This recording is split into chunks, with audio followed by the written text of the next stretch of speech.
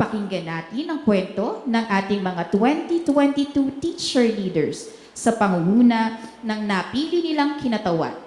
Salubungin natin ng masigabong palakpakan si Dr. Jejomar Villacorte, isa sa ating mga teacher leader mula sa Rizal Central School, Tacloban City.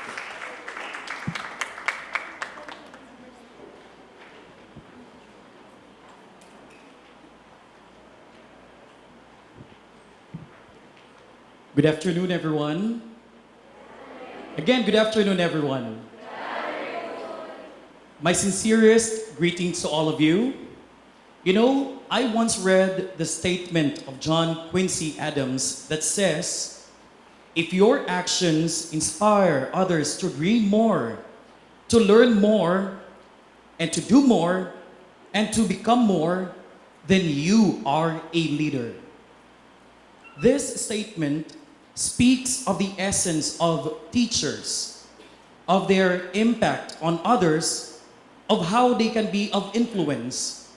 And so, we teachers must always find a way to inspire people, improve the lives of individuals and our communities, to modify the common mindset and build a community of learning to benefit students that is hope to positively affect society.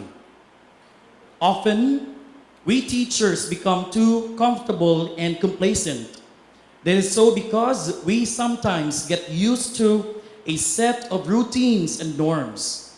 But we must always bear in mind that we are agents of development for communities and that we must step in, make the necessary adjustments, and effect the most appropriate changes based on the needs of our communities. And thanks to Teach for the Philippines, this perspective became at hand. Mabuhay! Mabuhay!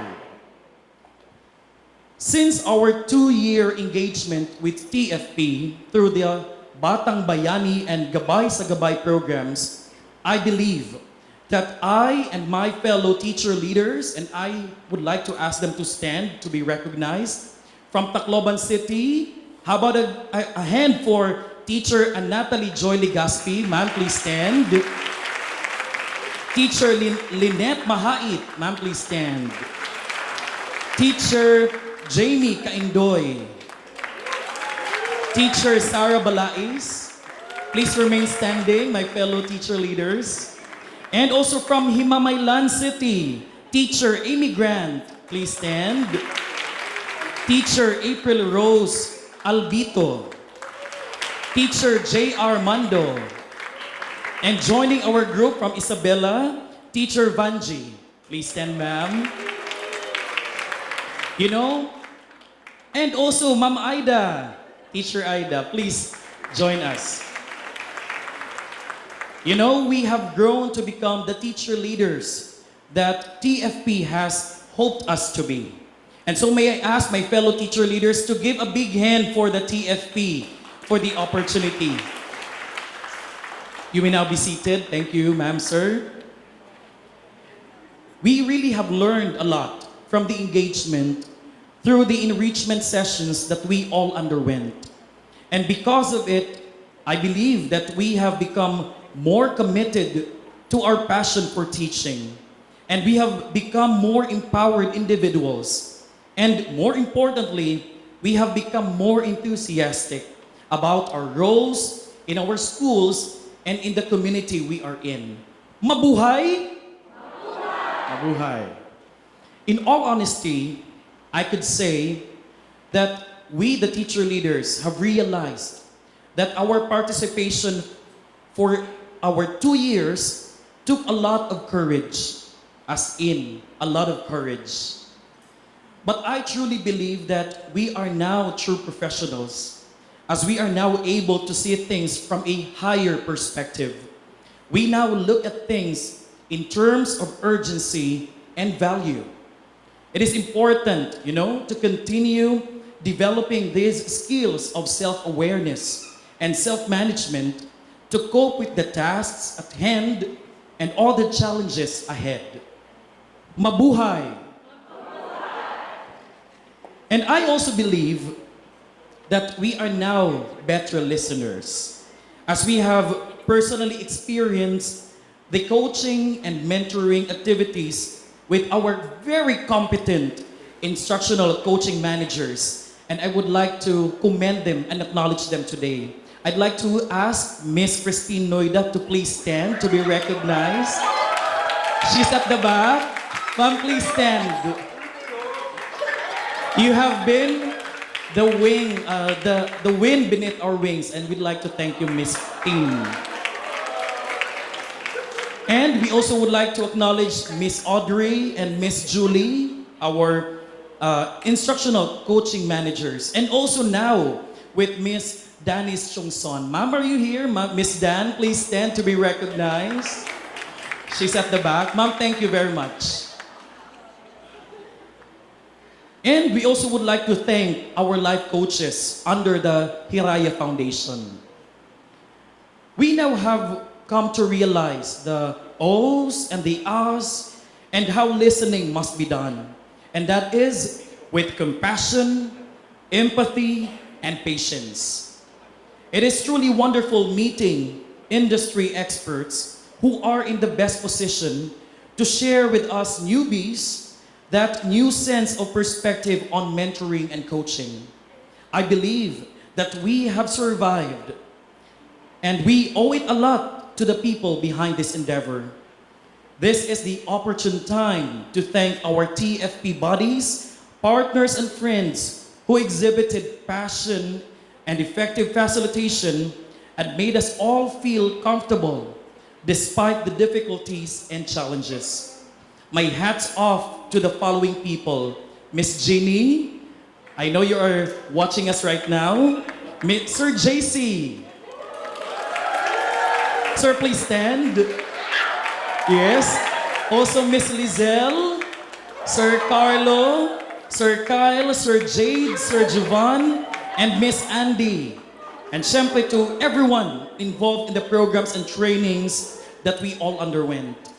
I would also like to personally mention and express our thanks for the technical assistance with our Batang Bayani program with Miss Beam Millenia.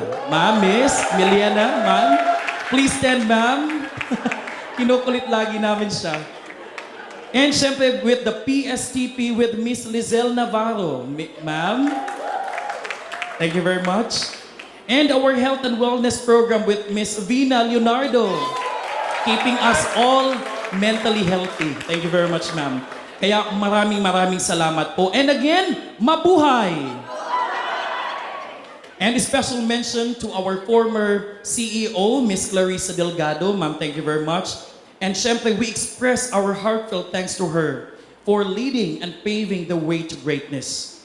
And now, with the leadership of Miss Mavi Almeida Unco, ma'am. Let's give her a big hand. She was actually our 2022 cohort recruitment officer. And we owe it to you, ma'am, because of you were here.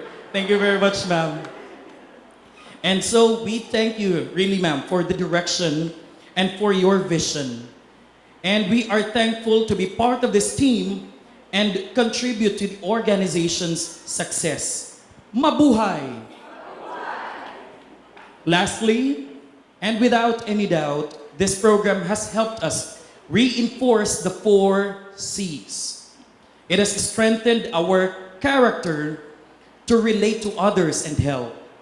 It also developed the 2nd C, which is competence, to sustain quality educational capacity.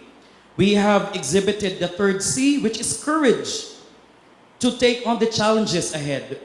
And we are now able to show and exhibit the 4th C, which is compassion, to touch the lives of students and the community we are in. Mabuhay! And to my fellow teacher leaders of cohort 2022, let us continue celebrating friendship. Let us keep sharing experiences, and let us promote that shared understanding of what we truly believe is best for the Filipino studentry by fostering partnerships, and linkages, by radiating peace and unity, and simply by teaching and leading. And of course, tayong lahat sa 2022 cohort ay hashtag patuloy na magpapadayon. Again, this is teacher leader Jejomar Villacorte, and along with my teacher leaders, fellow teacher leaders here, we say maraming salamat. Mabuhay ang Teach for the Philippines!